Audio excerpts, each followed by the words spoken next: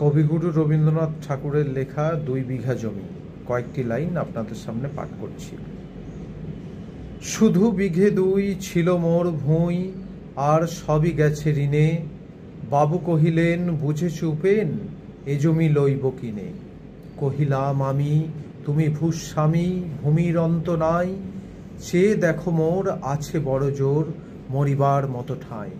শুনি রাজা কহে, বাপু জানো তো হে, করেছি বাগানখানা। পেলে ২ বিঘে প্রস্থে ও দিঘে সমান হইবে টানা, ওটা দিতে হবে।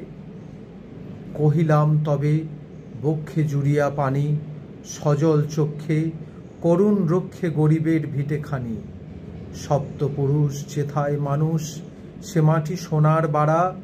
দৈন্যের দায়ে বেচিব সে মায়ে, এমনই লক্ষ্মী ছাড়া। আঁখি করি লাল, রাজা ক্ষণকাল রহিল মৌন ভাবে। কহিলেন শেষে ক্রূর হাসি হেসে, আচ্ছা সে দেখা যাবে।